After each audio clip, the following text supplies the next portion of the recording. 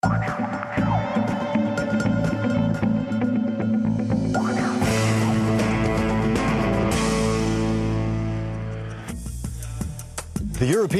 União Europeia prepara-se para assinar acordos comerciais e de ajuda numa cimeira em Vilnius com vários países do leste europeu, incluindo a Rússia.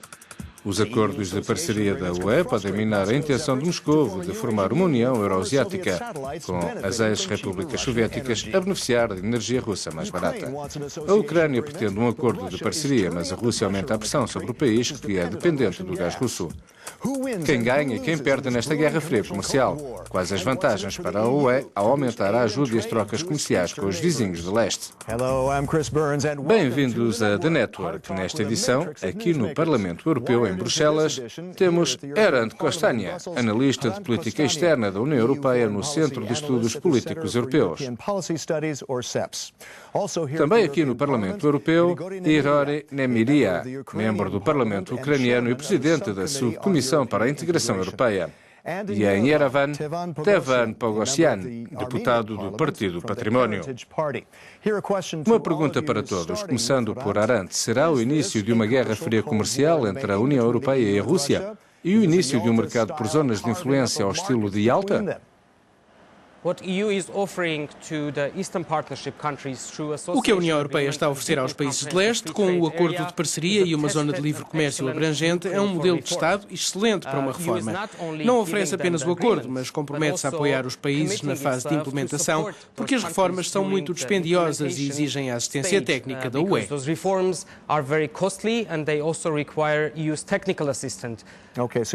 Então encaro como sendo algo positivo e não uma guerra fria comercial. Hirori, concorda? Não corremos o risco de uma guerra fria comercial? Parece o início de uma guerra fria comercial, mas acho que é apenas uma percepção.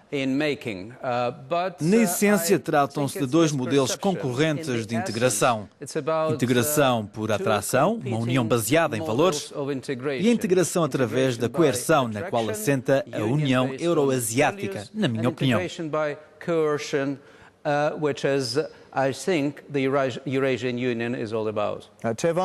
Tevan encara como coerção, como uma guerra fria comercial? Acho que tudo começou a partir de um ponto muito interessante sobre o qual concordo com o Hrant, dizendo que se trata de uma reforma positiva. A que eu chamo de estratégia de desenvolvimento. Mas para alguns transformou-se apenas em interesse estratégico e abordagens políticas, por vezes.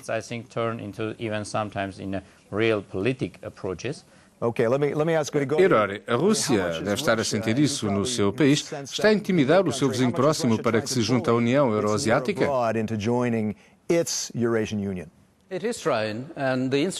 Está a tentar intimidar usando a energia, o comércio e as taxas aduaneiras. O conflito mais recente, em agosto e setembro, foi a denominada Guerra do Chocolate, quando, de repente, o chocolate ucraniano foi considerado impróprio para o consumo dos russos.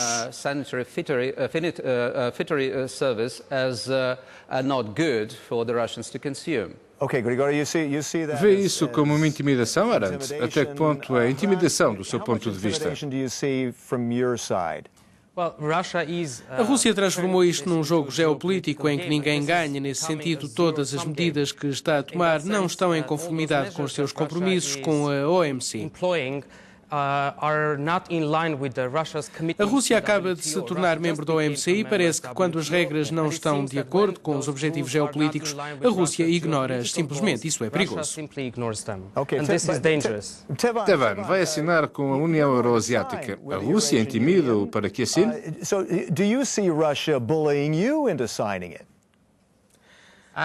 Acho que houve uma pressão para que a Arménia mudasse o seu compromisso de orientação, mas precisamos de marcar posição e olhar pelos nossos objetivos de desenvolvimento. No meu entender, a Arménia deve acompanhar o modelo dos países europeus.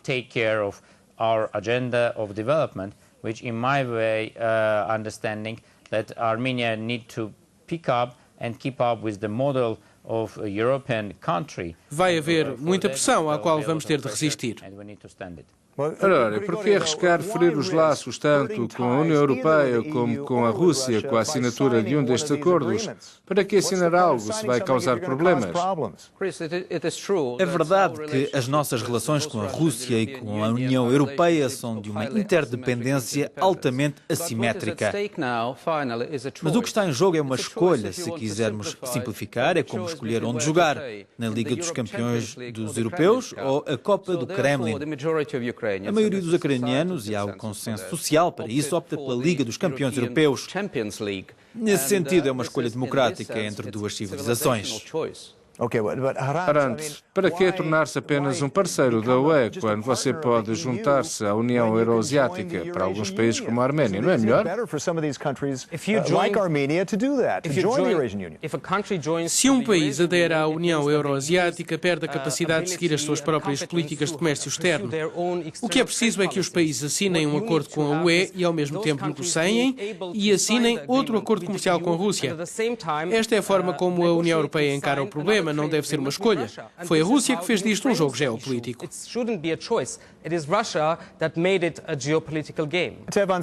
Tevan, algumas pessoas encaram este esforço de Moscou por uma União Euroasiática como uma tentativa neo-imperialista de recuperar o controle dos países próximos.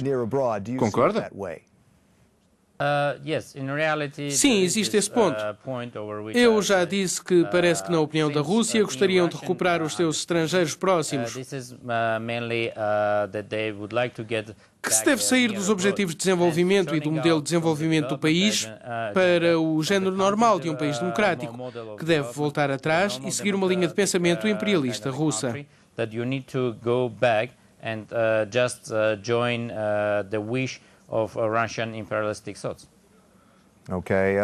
Ora, os críticos dos acordos de parceria encaram-nos como uma apropriação dos mercados tradicionais da Rússia. Tem que ser um jogo onde ninguém sai a ganhar? Não, tem tudo a ver com regras. É verdade que as duas uniões, a União Europeia e a União Euroasiática e o futuro da União da Euroasiática são incompatíveis.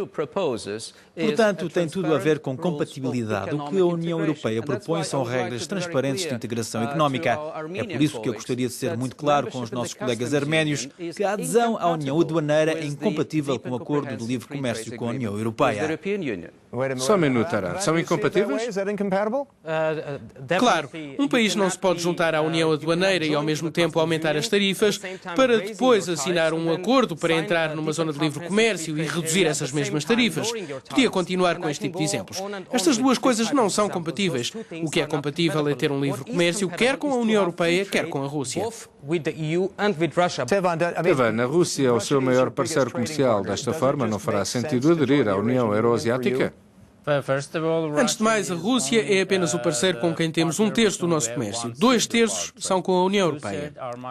Ser membro da União Aduaneira é contraditório com ter um acordo completo de livre comércio.